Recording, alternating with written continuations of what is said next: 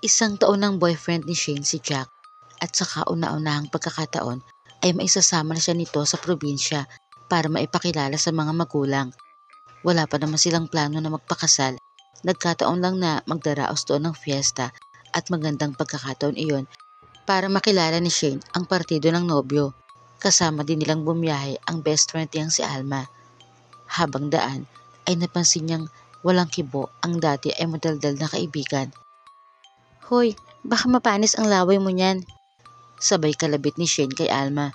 Sumasakit lang ang ulo ko. Hindi na yata ako sanay bumiyahe ng malayo. Di masanay ka na dahil kapag nagkatuluyan kami nitong si Jack, doon na kami titira sa probinsya nila at hindi pwedeng hindi mo ako dadalawin doon. Biro ni Shane. Nagkatinginan sina Jack at Alma. Tila may kahulugan ang tingin ng iyon. Sa wakas ay narating nila ang liblib na baryo ng Mabolo. Nagtataka si Shane kung bakit tila wala sa sarili ang mga taong nakakasalubong nila. Parang hindi sila nakikita ng mga ito. Ganyan talaga ang mga taga rito. Walang pakialam sa mga dayo. Hindi sumagot si Shane. Iba ang tumatakbo sa isip niya. Hindi lang basta walang pakialam ang mga tao, kundi tila wala talaga sa sarili ang mga ito. Ni wala siyang nakikitang nag-uusap. Parang hindi kumukurap ang mga mata. Shane, nandito na tayo sa bahay namin. Namangha si Shane at si Alma sa laki ng bahay ni na Jack. Parang sa pelikula ko lang nakikita ang ganito kalaking bahay. Si Alma. Oo, sa horror movie. Kayo talaga, lika pasok na kayo, aya ni Jack. Napakapinong kumilos ng mga magulang ni Jack, taliwas sa inaasahan ni Shane. Ibang-iba ang pamilya ni Jack sa magiliw at hospitable na ina-expect niyang sasalubong sa kanila. Doon na kayo sa guest room at huwag kayong lalabas hanggat hindi ko sinasabi. Anang mama ni Jack. Opo mama. Tumalikod na ang mama at papa ni Jack. Inaya na niya ang dalawa sa guest room. Jack, anong gagawin natin sa guest room? Di ba dapat nag-enjoy na tayo sa labas dahil bispiras na ng fiesta ngayon? Nagtatakang tanong ni Shane. Huwag ka mag-alala, darating tayo dyan. Tahimik naman at hindi mapakali si Alma. Saglit silang iniwan ni Jack. Shane, hindi maganda ang kutob ko. Mabuti pa, umalis na tayo rito. Oo, ako nga rin eh. Hindi maganda ang pakiramdam ko. Nagpalingalinga si Alma hanggang sa mapatingin sa CR. Shane, tignan mo kung may madadaanan tayo para tumakas. Baka may bintana sa CR. Titignan ko lang kung may tao sa labas ng room. Ganoon nga ang ginawa nila. Pagsilip ni Alma sa pintuan ay naulinigan niyang nag-uusap mula sa sala si Jack at magulang nito. Ma, girlfriend ko po siya. Balang araw magiging bahagi din siya ng pamilya natin. Hindi natin kailangan gawin ito. Si Jack. Naririnig mo ba ang sarili mo, Jack? Naiintindihan mo ba ang sinasabi mo? Ang mama ni Jack.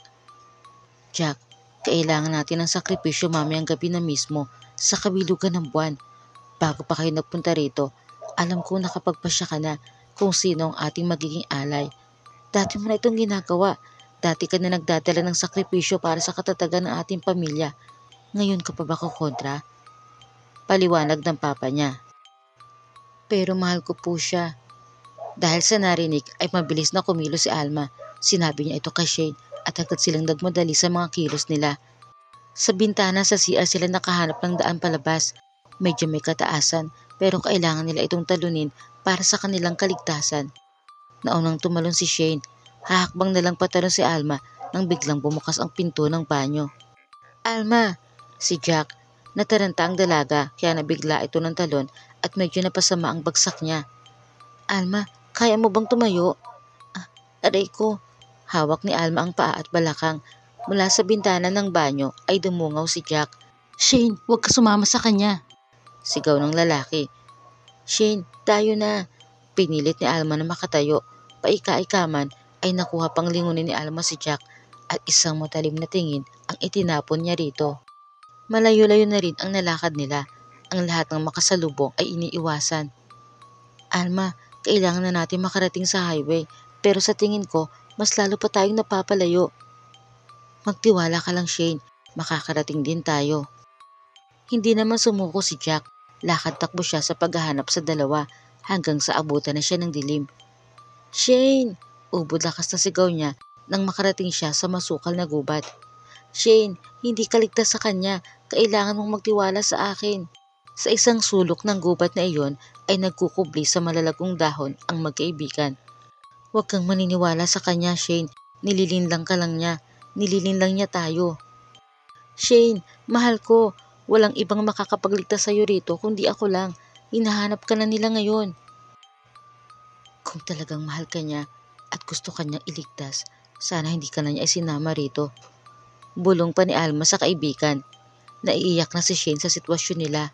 Bakit nga ba sila napasok sa bayan ng mga kulto? Bakit kailangan nilang magsakripisyo?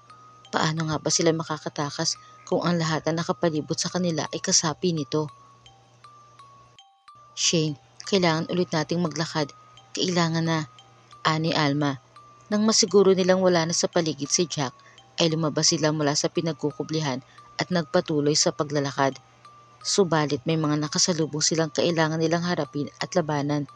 Nagkulat pa si Shane ang makitang may patalim ang kaibigan at siya nitong itinatarak sa mga kalaban. "Alma, bakit ka meron yan?" "Proteksyon, tulad sa mga ganitong pagkakataon." Nang tumumba ang mga kalaban ay siya namang dating ni Jack. Sa ayaw at sa gusto ni Alma, kailangan niyang harapin ito. "Jack, parang awa mo na. Kung ano man ang kinaaniban ng pamilya mo, wag mo kaming idamay." Pagmamakaawa ni Shane. Sasagot sana si Jack pero bigla siyang sinapak ni Alma at nag-agawan sila sa patalim nito. "Tama na, tama na!" Awat ni Shane sa kaibigan at sa nobyo. Nang makababawa ni Alma si Jack, ay pabulong itong nagbanta sa binata. "Hayaan mo na kami kung ayaw mong tapusin ko ang buhay mo." Makakabuelo pa sana si Jack pero bigla itong sinaksak ni Alma na dumapli sa balikat nito. Pero natikilan ang babae nang makita ang pulutong ng mga miyembro ng kulto, kabilang ang mga magulang ni Jack. Mabilis na kumilos si Alma. Hinatak niya si Shane palayo, paakyat sa bundok. "Alma, mali tayo ng way." "Wala nang oras para alamin pa ang tamang daan. Kailangan nating makarating doon." "Ha? Makarating saan?" "Basta, sumunod ka lang." Ilang saglit pa ay nasa tuktok na sila ng bundok kung saan marami pang miyembro ng kulto ang naghihintay. "Alma?" Takot na takot si Shane. Napakapit siya na mahigpit sa kaibigan. "Relax ka lang, Shane." "Paano ko magre-relax? Ang dami nila. Sabi sa'yo mali tayo ng daan eh." "Hindi, Shane. Tama tayo ng daan. Nandito na tayo." Napabitaw si Shane sa best friend at agad dumistansya rito. "Anong ibig mong sabihin, Alma?" Bago pa nakasagot si Alma ay naglapitan na ang ibang miyembro at sapilitang iginapos ang mga kamay ni Shane. "Alma, tulungan mo ako." "Dati ng miyembro ang pamilya namin sa kultong ito, Shane. Pero mula na itakas kami ni Ama ay nawala na kami ng komunikasyon sa kanila. Subalit nang mamatay si Ama, ginusto ni Ina ang bumalik dito sa piling ng mga kamag-anak namin. Pero dahil sa ginawa naming pagtakas noon ay hindi kami basta-basta makakabalik. Meron silang kondisyon at yun ay kung makakapagdala kami ng alay na birhen sa kabilugan ng buwan. Patawarin mo ako, Shane. Ikaw ang napili ko." Hindi makapaniwala si Shane. Si Jack, alam niya yun. Pero bago pa tayo magpunta rito, sinabi ko sa kanya na hindi ako mag-aalay dahil ayoko namang bumalik pa rito at pinaniwalaan niya ako. Pero paano ko ba matatanggihan si Ina na malapit ng igupo ng sakit niyang kanser? Ang huling kahilingan niya ay makabalik dito. Kaya nang marinig ko ang pakikipagtalo ni Jack sa mga magulang niya dahil sa pagsasakripisyo sa iyo, ay nakasilip ako ng magandang pagkakataon para maagaw ka kay Jack at ako ang magsakripisyo sa iyo. Nakagapos man ang mga kamay ay napaluhod si Shane sa katotohanang narinig mula sa kaibigan na pinagkatiwalaan niya sa buong buhay niya. Ang isang taong pinagsamahan nila ni Jack ay masakit na para sa kanya ang pagtatraidor nito, pero masigit na masakit para sa kanya ang napakaraming taon na pinagsamahan nila ni Alma bilang magkaibigan ay tinapon lang nito para sa isang walang kwentang pagsasakripisyo ng huwad na paniniwala. Ang lahat ay naghanda na para sa isang orasyon. Hinihintay na lamang nila ang pagbilog ng buwan. Si Shane naman ay nawawalan na ng pag-asang matatakasan pa niya ang kasawiang iyon. Jack, dahil sa katangahan mo, ang ating pamilyang yon ang nalagay sa kahiyan. Ang karagdagang pagkilala sa atin ay napunta na sa iba. Galit na sabi ng mama ni Jack. Ilang saglit pa ay sinimulan na ang ritual. Iginapos nila ng pahiga si Shane sa isang malapad na kahoy paharap sa bilog na buwan. Diyos ko, kayo na po ang bahala sa akin. Umiiyak na sabi ni Shane sa isip. Umusal ng mga salitang hindi maintindihan ni Shane ang pinakapinuno ng kulto.